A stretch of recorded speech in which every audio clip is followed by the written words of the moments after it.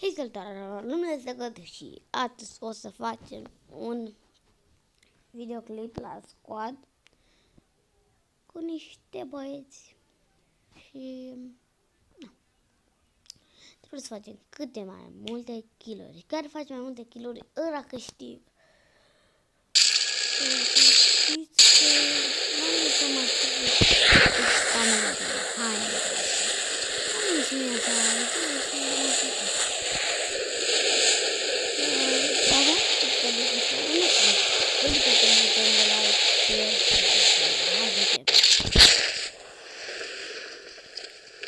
aveți Facebook-ul meu în descriere, nu uitați.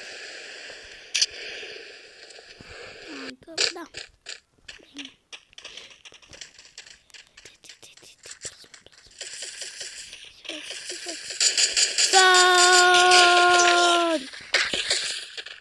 Ce bă, da, bă, că mă bate femeia, bă, dați-o, mă!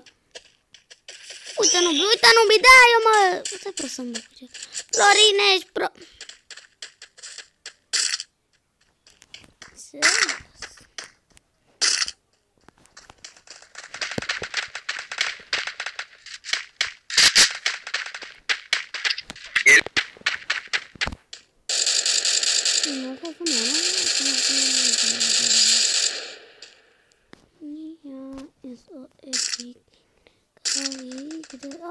Fără rival, niciunul nu s-a rival, niciunul.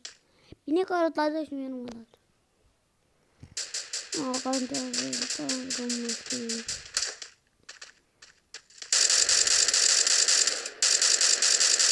Eu spun că doi, nu cred că bat cu unu, doi și de ce doi. O,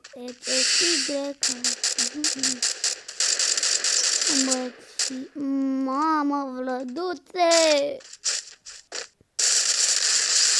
Mamă, ce bine trebuie să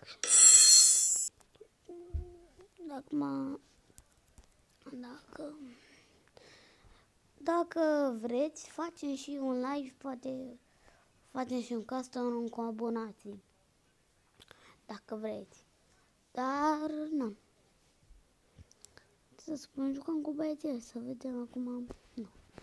Să vedem ce se întâmplă în continuare. Acum e offline.